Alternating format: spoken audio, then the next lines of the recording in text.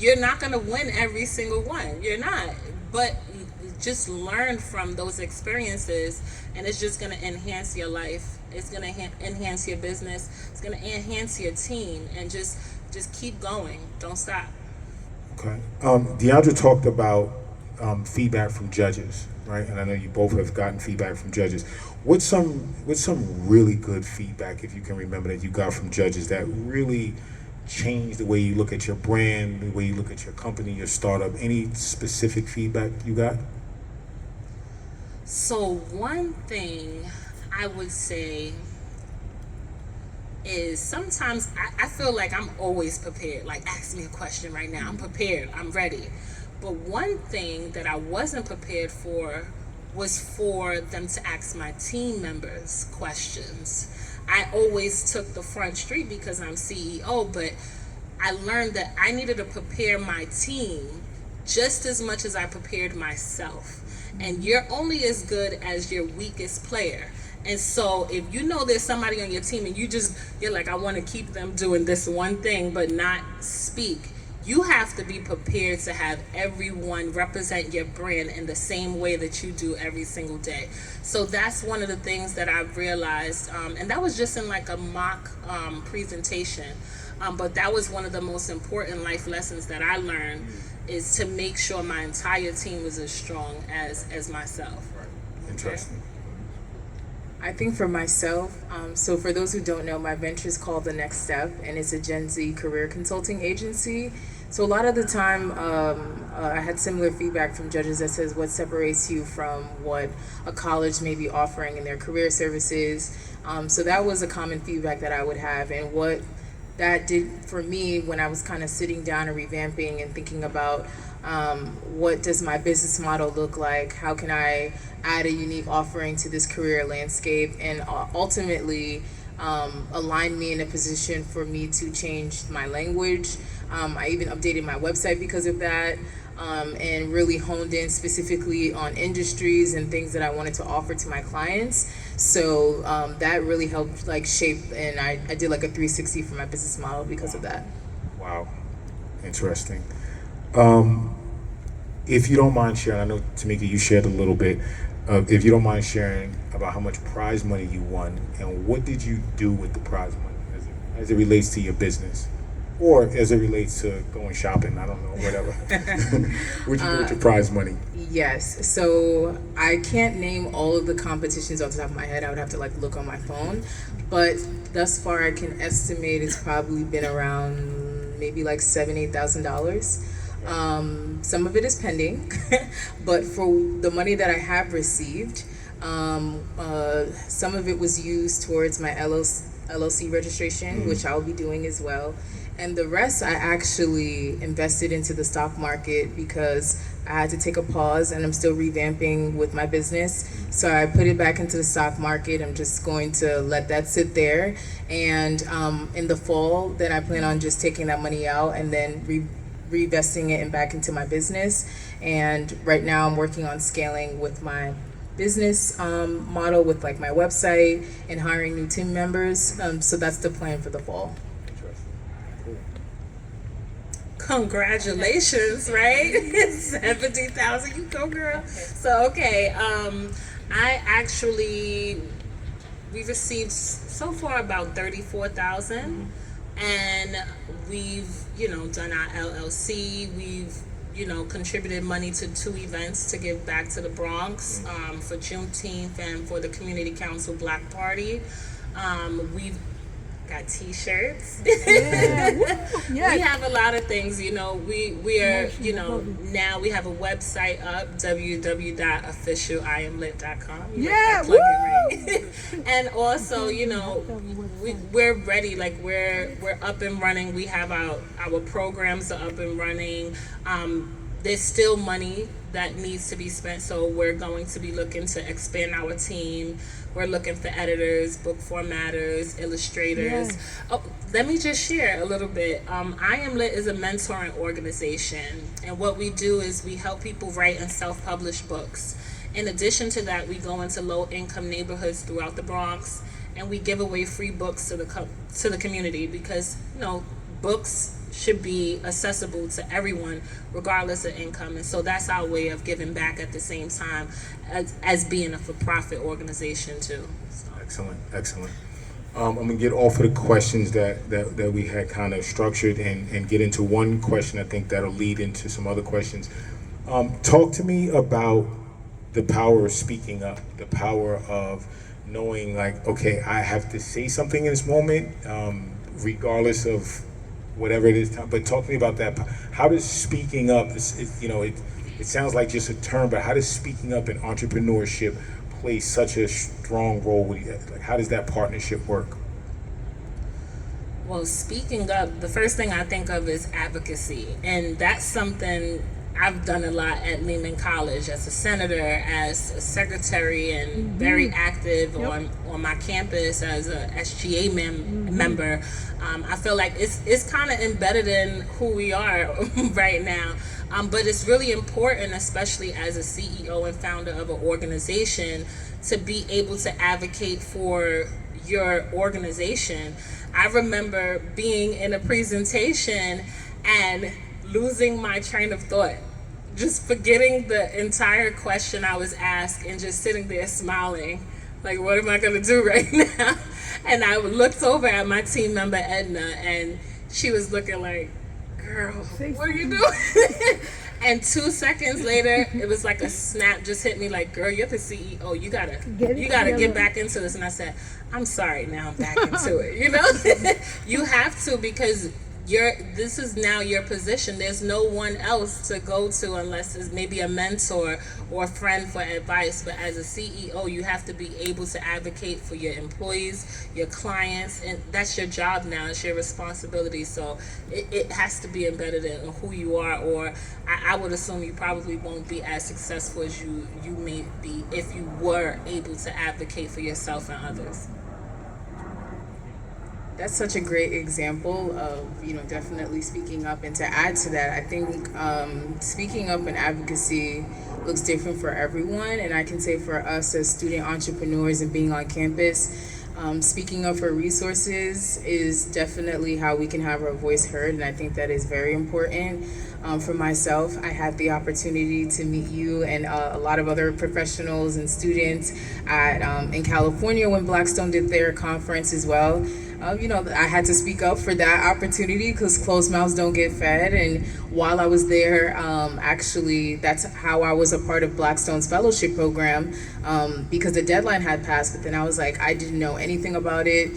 I was really interested in just with everyone that I met at the conference. And then I was able to enroll into Blackstone's fellowship program. So definitely don't be afraid to ask for things and have requests of what you're looking for, because that can be the difference between you thinking about, I could have done this or I could have done that, and then you actually getting it. So I'm always going to be a big advocate for speaking up for yourself and for others. Excellent.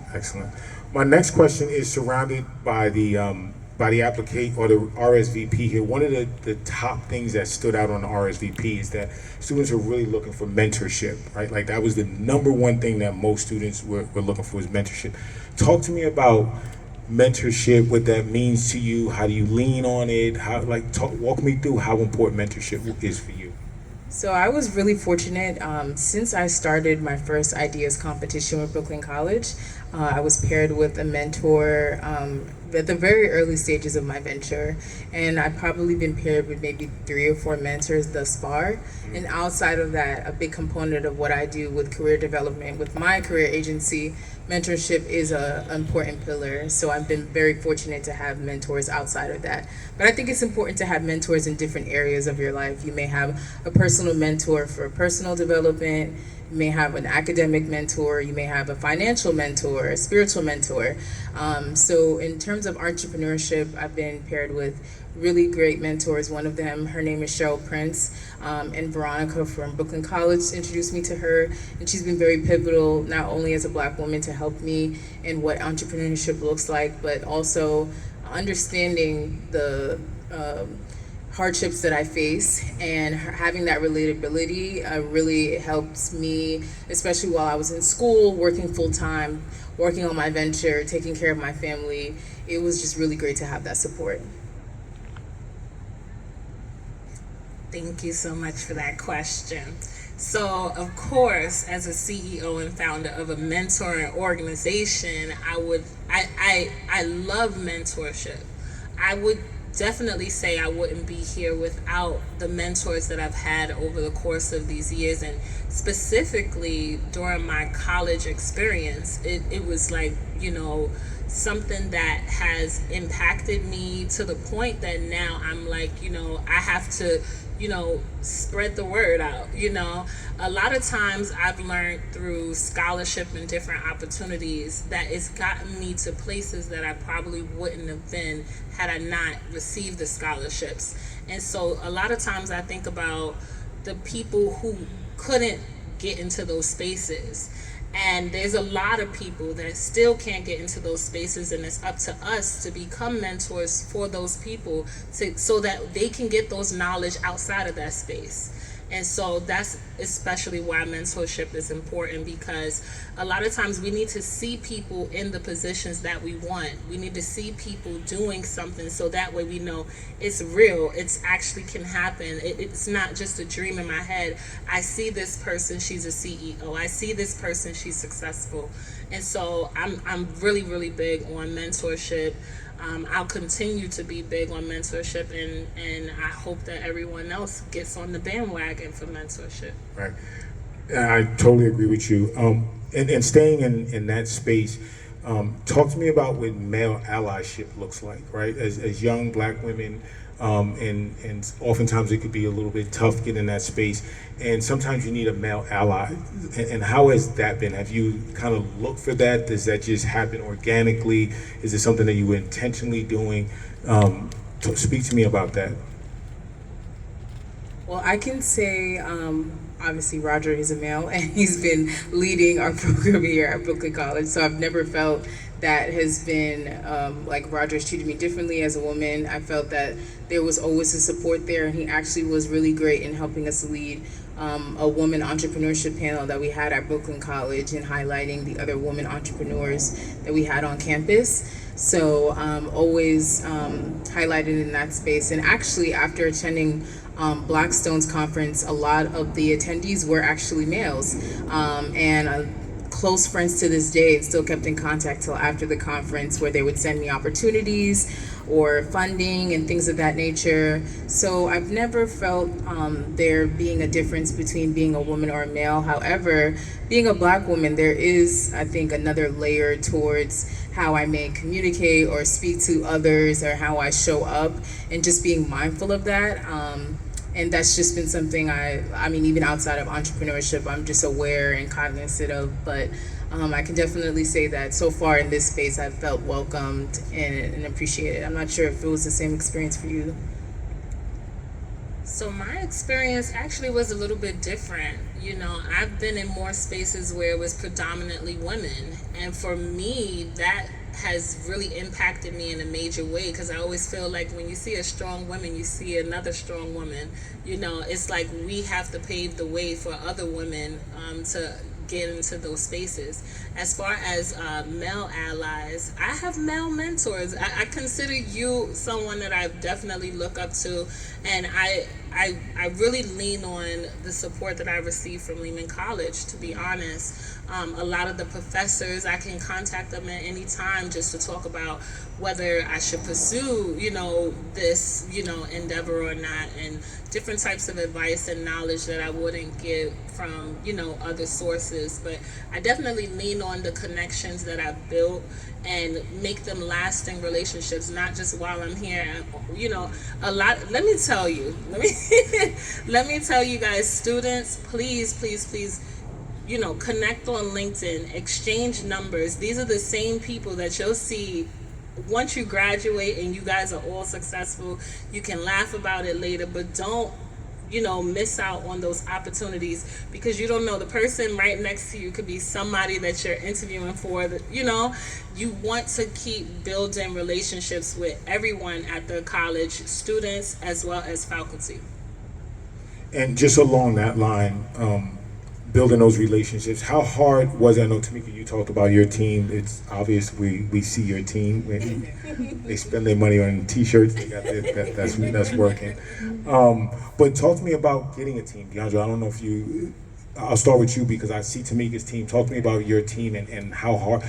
There's a human resource component in that as the CEO. Yeah. Talk to me about leading that team, being a young person yourself, and leading teams. So I actually started out with a team of maybe like 7.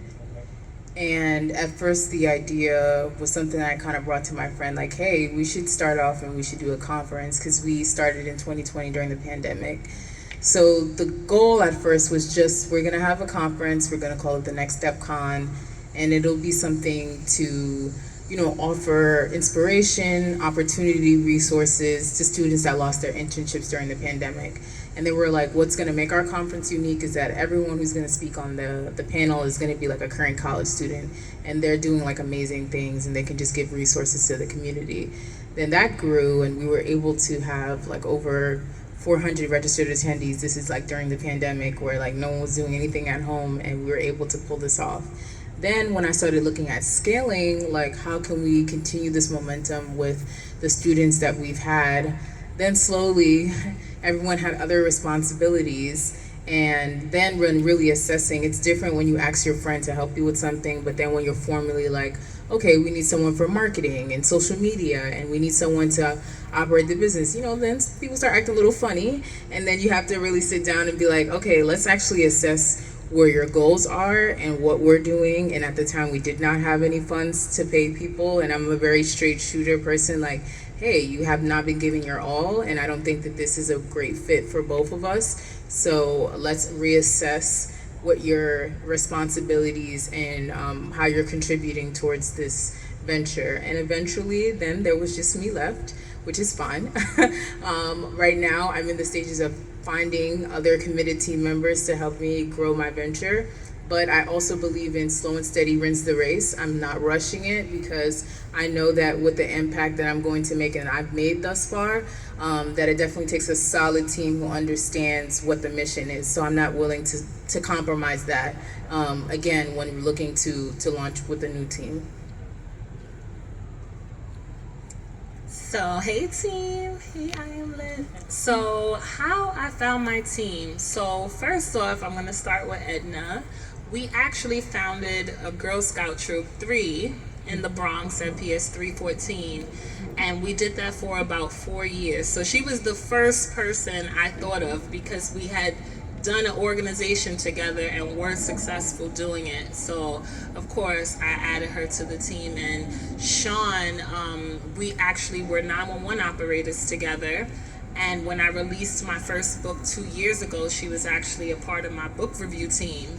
And so I knew that a lot of the things that she did and a lot of the skills that she had will also be great. And so I just brought all 3 of us together.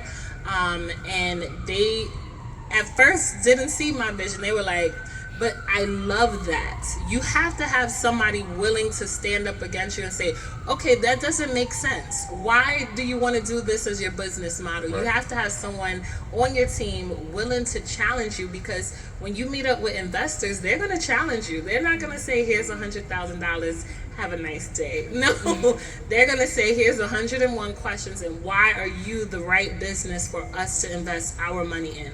What are you doing now, and where you see yourself in 5 years? How do you get there? How much revenue are you going to have in 5 years as well? Make sure you know your numbers. So I'm incredibly thankful for my team. That I consider them to be my founding team.